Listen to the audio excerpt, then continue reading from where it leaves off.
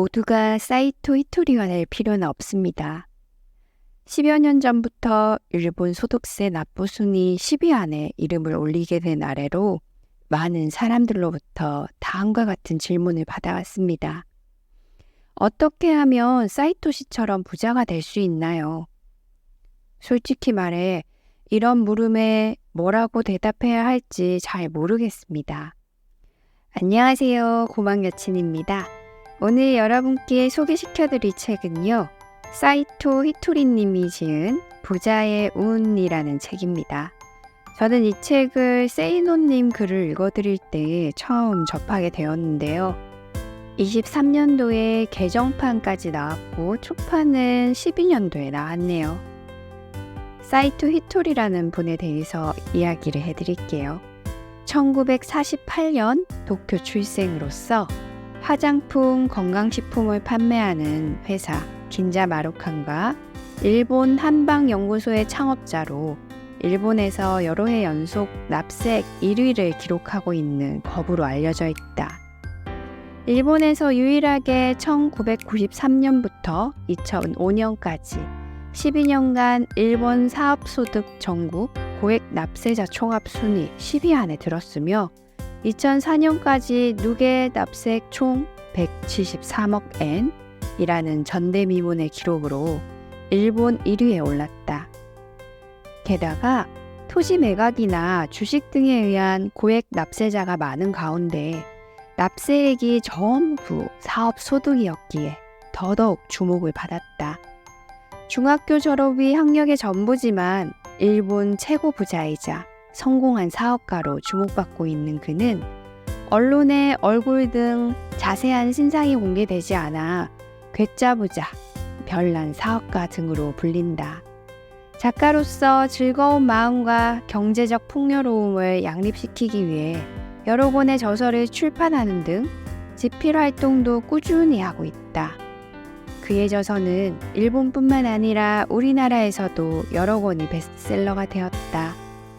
국내에 번역 출간된 저서로는 세상의 이치를 터놓고 말한다.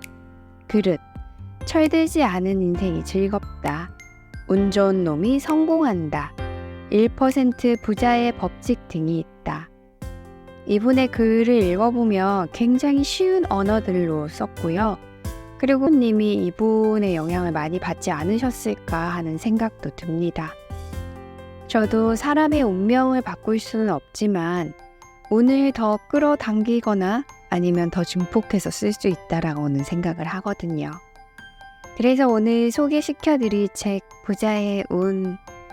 도대체 부자의 운이란 무엇인지 함께 들어보실까요? 책은 총 5강으로 되어 있고요. 아주 읽기 쉬운 말들로 쓰여 있어서 여러분도 이 책을 한번 보시면 몇 시간 안에 다 읽을 수 있지 않을까 싶어요. 1강에서는 웃음이라는 주제로 글을 쓰셨고요. 웃음은 제 성공의 미천이었습니다 라는 부제를 달고 있습니다. 2강에서는 행복이라는 제목으로 지금 하고 있는 고민도 1년 뒤에는 분명 사라집니다 라는 부제를 가지고 있고요. 3강에서는 돈이라는 제목 아래 도리에 맞는 일을 하는 것이 가장 득이 됩니다 라는 부제를 가지고 있어요. 4강에서는 기회, 성공은 머리가 아니라 눈과 발로 하는 겁니다 라고 되어 있고요. 마지막 5강에서는 관계에 관한 이야기를 했는데요. 바른 몸가짐, 웃는 얼굴, 애정 어린 말, 이 3개면 충분합니다 라고 쓰여져 있고요. 이렇게 총 5강, 5섹션의 이야기가 있습니다. 그 중에 제가 읽었을 때 이 부분은 참 좋구나, 읽어드리고 싶다 하는 부분을 발췌해서 읽어드리도록 할게요. 최고의 관상은 웃는 얼굴입니다. 아침이 되면 밝아지고 밤이 되면 어두워진다. 세상에는 이렇게 말하는 사람들이 많이 있지만 제가 볼 때 이것은 과학을 잘 모르는 사람들이나 하는 말입니다. 아침이 되어서 밝아진 게 아니라 태양이 존재하니까 밝아진 겁니다. 태양이 없다면 지구가 아무리 열심히 회전해도 세상은 온통 캄캄하겠지요. 무엇보다 태양은 자기가 기분 좋을 때만 빛을 내지 않습니다. 만약 그렇다고 한다면 그건 이미 태양이 아니겠죠. 태양이라는 건 언제 어느 때나 늘 불타오르며 지구를 비추고 있으니깐요. 무슨 말을 하고 싶은 것이냐 하면 아무 생각 없이 멍하니 있으면 어느 누구라도 기분이 우울해진다는 겁니다. 이는 마치 태양이 없는 상황과도 같습니다. 경기가 불황이든 부모님의 건강이 안 좋든 어떤 시련에 부닥치든 밝은 생각을 하지 않는 한 삶은 긍정적으로 변하지 않습니다. 그래서 저는 지금까지 스스로에게 이렇게 말해왔습니다. 나는 항상 밝게 빛나는 태양 같은 존재다. 어떤 힘든 상황이 닥친다 해도 이 세상에 태어난 것을 감사해야 하고 행복해하자. 언뜻 보기에는 어려운 일 같지만 실제로 해보면 굉장히 간단하다는 걸 알게 될 겁니다. 늘 밝은 표정을 짓는 것, 이것만 하면 되는 거거든요. 웃는 얼굴은 누구에게나 최고의 관상입니다. 웃으면 엄청난 운이 흘러들어올 뿐 아니라 저절로 행복해집니다. 왜냐고요? 고민에 빠진 사람의 얼굴을 떠올려 보기 바랍니다. 미간에 잔뜩 주름이 있고 입은 굳게 다물어진 것도 모자라 심지어 삐뚤어져 있기까지 하지요. 이런 표정을 짓다 보면 어느새 양쪽 눈 사이에 있는 제3의 눈이 닫혀버립니다. 애연명왕이라는 불상을 본 적이 있는 분은 잘 알겠지만 이 불상의 이마에는 눈이 붙어 있습니다. 바로 이 눈을 제3의 눈이라고 부릅니다. 이는 육안으로는 볼 수 없는 것을 볼 수 있는 눈으로 이 눈을 통해 모든 상상력과 아이디어의 원천을 얻을 수 있다고 합니다.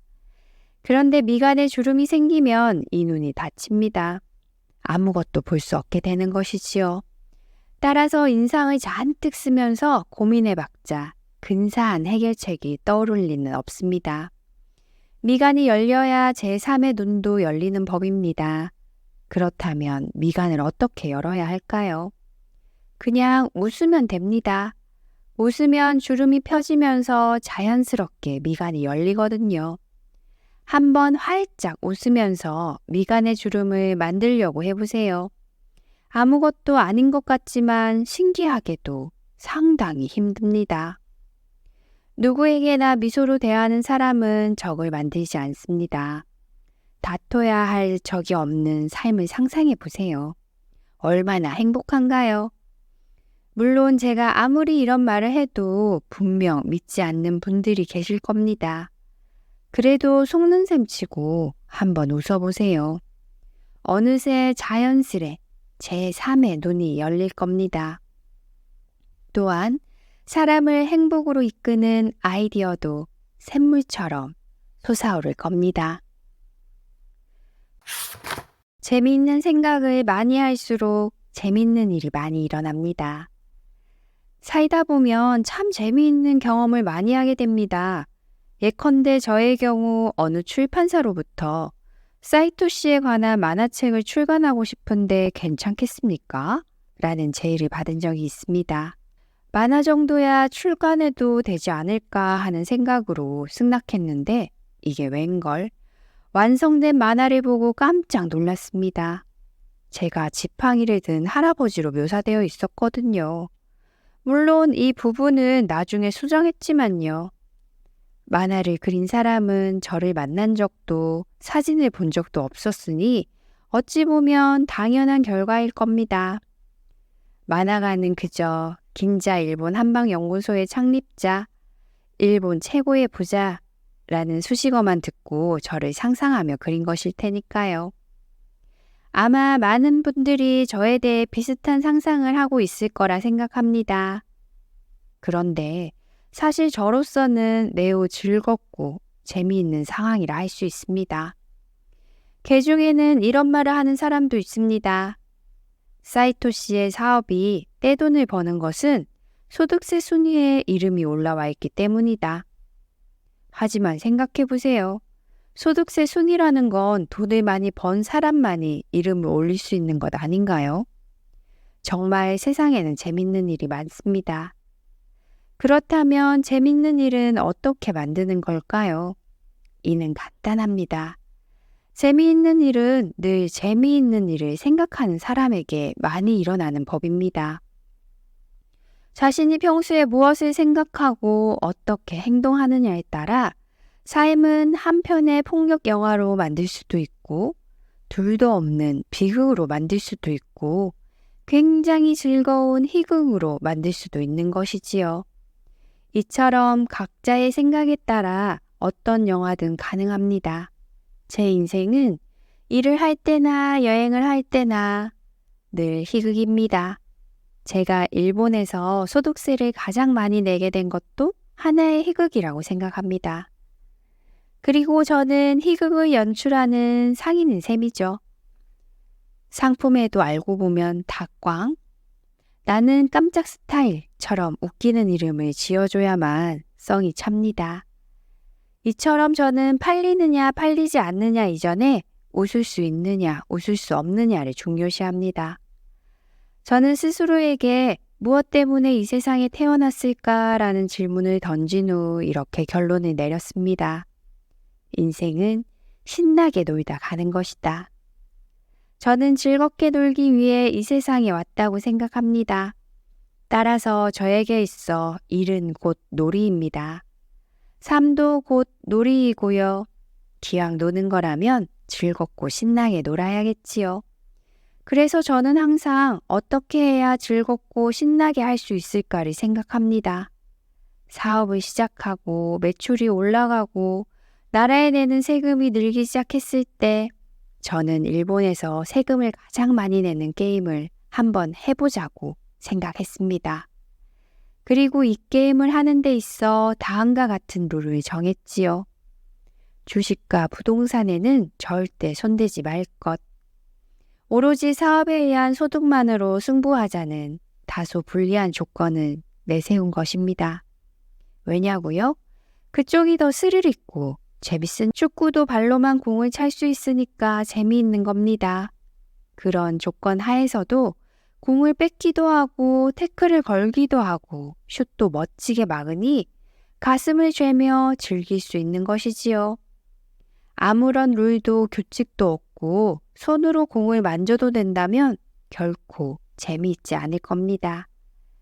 여러 가지 제한이 있고 뜻대로 되지 않는 구석도 있으니 이런 시합이 어느 쪽이 옳은가 보다 어느 쪽이 즐거운가를 따지세요. 친구와 같이 사우나에 갔을 때의 일입니다. 거기서 마사지를 받는데 마사지를 하는 사람이 친구의 얼굴을 보고 할리우드 스타를 닮았다고 하더군요. 친구는 이제까지 그런 말을 들어본 적이 없었기에 굉장히 기뻐했습니다. 그런데 마사지사가 정작 배우의 이름을 떠올리지 못해 답답했죠. 친구와 저는 그의 입에서 배우 이름이 나올 때까지 잠자코 기다렸습니다.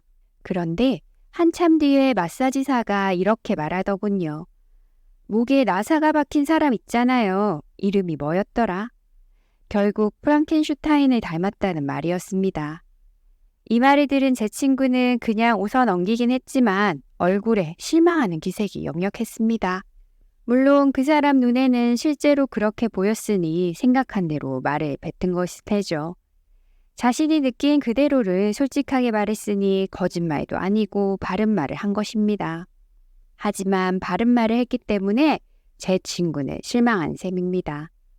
그래서 저는 평소에 이렇게 말합니다. 어느 쪽이 옳은지를 따질 게 아니라 어느 쪽이 더 즐거운지를 기준으로 삼으세요. 단, 분명히 짚고 넘어가야 할 점이 있습니다. 제가 말하는 즐거움이란 카드 한도도 생각하지 않고 계속 카드를 긁어대는 쇼핑에서 얻는 즐거움이 아닙니다. 그렇게 아무 생각 없이 카드를 긁다가는 얼마 후에 틀림없이 산더미 같은 청구서가 날아오겠지요. 이래서야 하나도 즐겁지 않은 겁니다.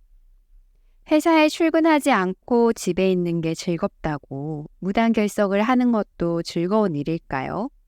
요즘처럼 취업이 힘들 때 그런 짓을 했다간 틀림없이 회사에서 잘리고 말 겁니다. 그 하루는 즐거울지 몰라도 결국 실직자가 되면 결코 즐겁지 않을 테니까요. 제가 말하는 즐거움이란 그 순간 반짝하는 그런 즐거움이 아닙니다. 이를 자세히 설명하려 하면 상당히 어려워질 것 같으니 나머지는 여러분 각자의 판단에 맡기도록 하고 다시 본래 하던 얘기로 돌아가 보지요. 다시 말하지만 어떻게 하는 게 옳은가 보다 어떻게 해야 즐거워질 수 있을까를 기준으로 삼고 행동하면 그 자리에 있는 모든 사람이 즐거워질 수 있습니다. 그럼 그 마사지사는 뭐라고 해야 했을까요? 거짓말이라도 상관없으니까 브래드 피트를 닮으셨네요 라고 했다면 더 좋았겠지요. 아니면 지금은 잘 떠오르지 않지만 다음에 오실 때까지 생각해 둘게요 라고 했더라도 충분했을 겁니다. 이렇게 말했더라면 상대방의 마음에 상처를 주지 않고도 모두가 즐거운 한때를 보낼 수 있었을 겁니다. 평생토록 하는 고민이란 건 없습니다. 사람이 살다 보면 이런저런 일을 겪게 됩니다. 즐거운 일도 있지만 때론 괴로운 일도 있지요. 여러분 중에는 지금도 고민거리가 한가득인 분도 있을 겁니다. 그런데 고민이란 건 과연 뭘까요? 각자 나름대로의 정의가 있겠지만 제가 생각하는 고민의 정의는 자기의 힘으로 어떻게 해볼 수 없는 문제입니다. 어떻게든 해결할 수 있다면 벌써 행동으로 옮겼을 테니 고민거리로 남지 않겠지요. 어떻게 해볼 수 없으니까 고민하게 되는 겁니다. 그런데 생각해 보세요. 평생토록 하게 되는 고민이라는 게 있나요? 그렇진 않습니다. 여러분께 질문을 하나 하겠는데 1년 전 오늘 자신이 어떤 일로 고민했었는지 기억하고 있습니까? 1년 전의 고민은 기억하나요? 예전에 제가 실제로 1000명을 대상으로 이런 설문조사를 벌인 적이 있습니다. 그런데 1년 전 고민을 기억하고 있는 사람은 단 한 명도 없었습니다. 따라서 지금 당신이 하고 있는 고민도 1년 뒤에는 분명 사라집니다. 왜 그런 걸까요? 고민이란 것은 자기 멋대로 사라지는 것이기 때문입니다. 자기가 어떤 행동을 취해서 고민이 사라졌기보다는 그저 자연스럽게 사라진 겁니다. 시간이 해결해 준 것이죠. 즉, 시계의 침이 돌아가면서 고민도 서서히 없어진 셈입니다. 다시 말해, 시간은 당신 편입니다.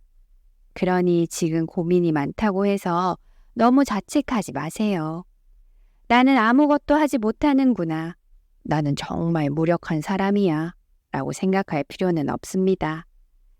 그렇게 생각하는 사람도 실제로는 뭔가 하고 있는 겁니다. 고민이 있는 사람은 대체로 이런저런 걱정을 합니다. 그런데 생각해 보세요. 걱정하는 것도 분명 하나의 행동이지 않나요?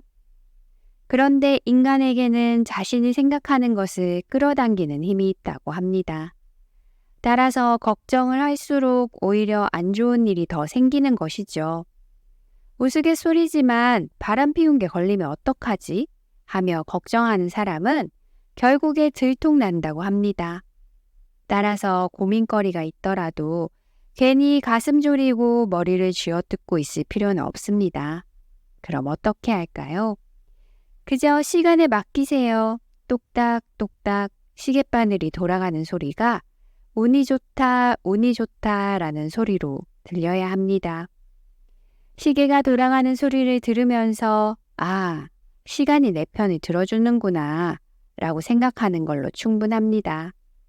이렇게 생각하는 것만으로도 마음이 한결 가벼워집니다. 시련은 나를 성장시키기 위해 하늘이 준 기회입니다.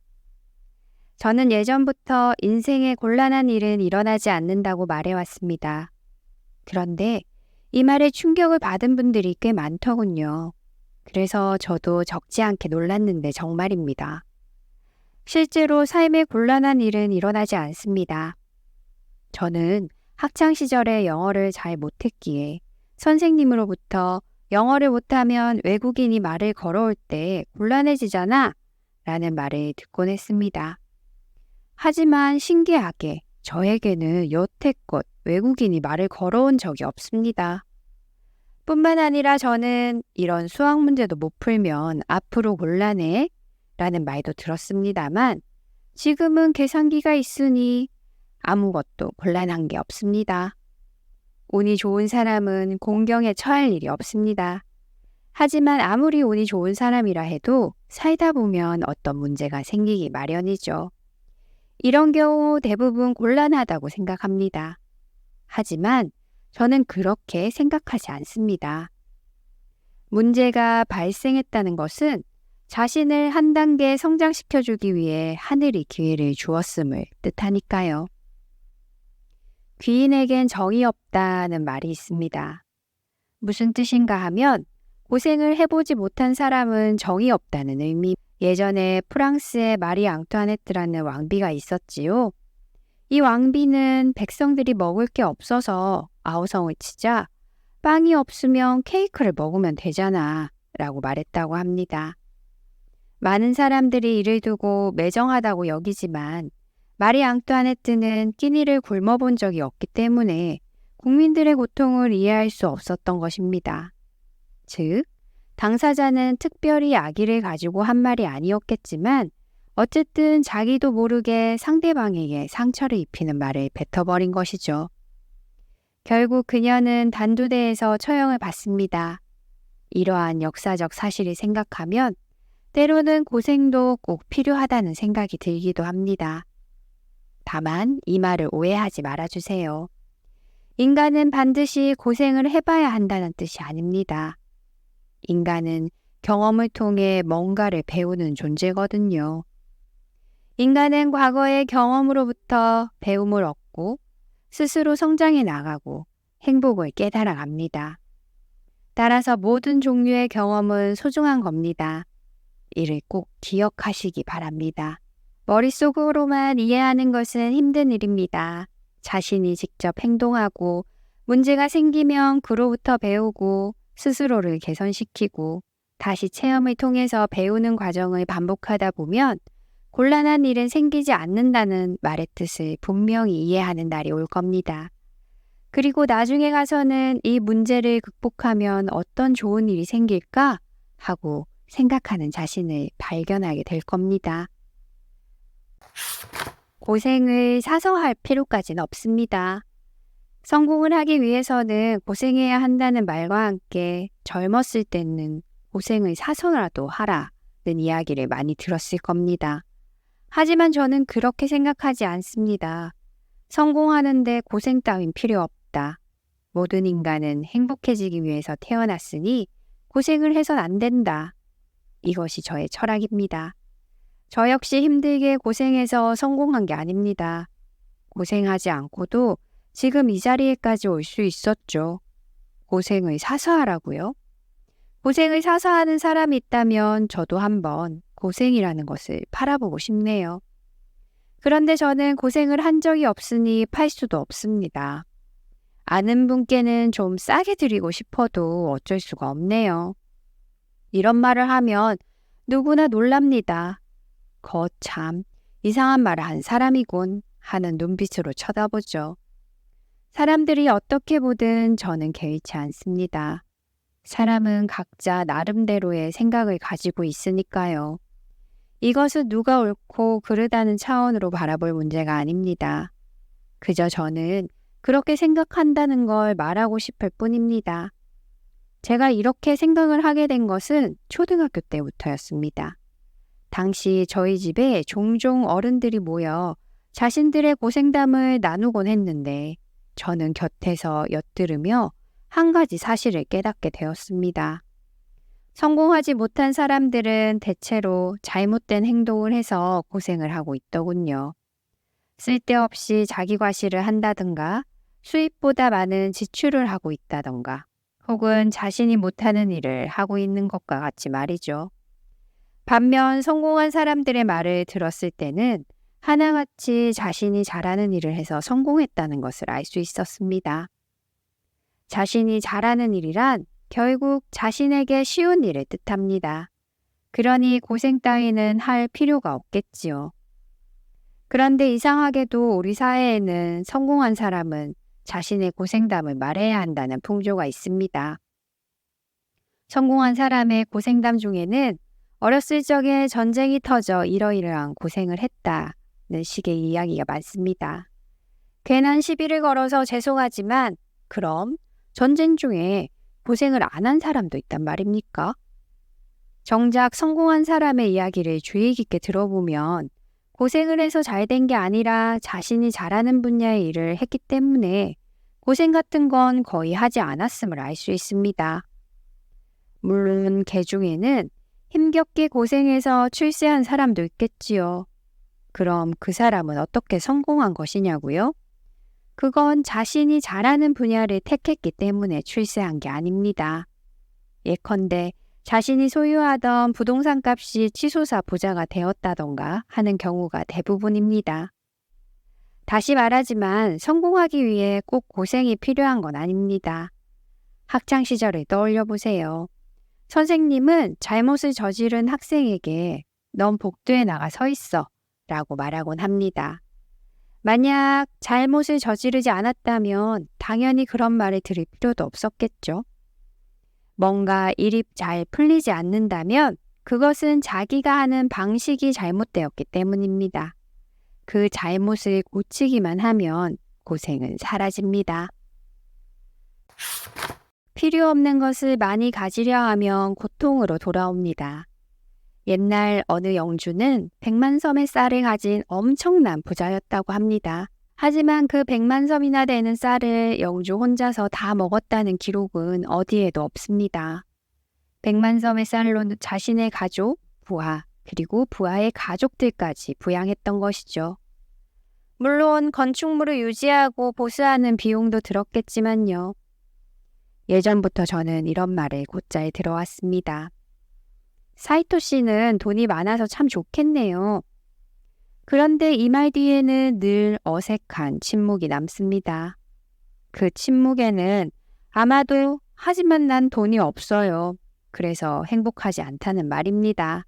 하는 뜻이 담겨 있는 것 같습니다. 물론 손님들이 우리 회사의 상품을 많이 사주신 덕분에 큰 돈을 벌 수 있었으니 저는 행복합니다. 하지만 저는 상인입니다. 그리고 상인에게는 많은 돈이 필요합니다. 생선 가게에는 생선이 많아야 하고 야채 가게에는 야채가 많아야 하듯 말입니다. 사업이란 것은 재료를 구입하든 전단지를 돌리든 무슨 일을 하든 간에 돈이 들기 마련입니다. 또 거래처에 제때 돈을 줄 수 있으려면 안정된 경영을 해야 하지요.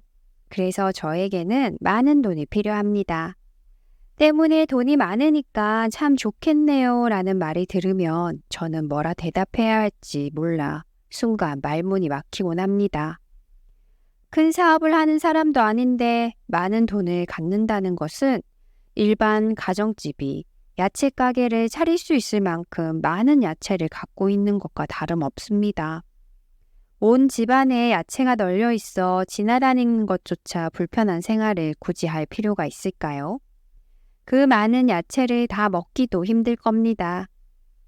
일반 가정집에는 그저 냉장고에 들어갈 정도의 야채만 있어도 그것만으로 충분히 행복한 상황이라 할 수 있죠. 중국의 양쯔강에 사는 수달이 있는데 중국인들은 이런 말을 한다고 합니다. 수달은 양쯔강의 모든 물을 마시려고 덤비지 않는다. 당연한 말이죠. 만약 그런 짓을 했다간 배가 터져 죽어버릴 테니까요. 수달은 자기가 마실 수 있는 만큼의 물만 마시니까 살아갈 수 있는 겁니다. 돈을 포함한 다른 것도 마찬가지입니다. 자기한테 필요 없는 것을 자꾸 많이 얻으려 하면 오히려 고통을 받는 법이죠. 저는 뭐든지 적당한 게 좋다고 생각합니다. 그래야 삶이 행복해질 수 있으니까요. 부자의 운, 글 어떠셨어요? 구절구절 다 옳은 말, 그리고 좋은 말들이 많은 것 같아서 정말 마음 같아서는 책 한 권을 다 읽어드리고 싶지만 그러지는 못하고요. 혹시 시간이 되신다면 부자의 운이라는 책 한번 읽어보시길 권해드립니다. 그럼 오늘도 행운 가득한 하루 되시고요. 저는 고막 여친이었습니다. 조만간 또 봬요.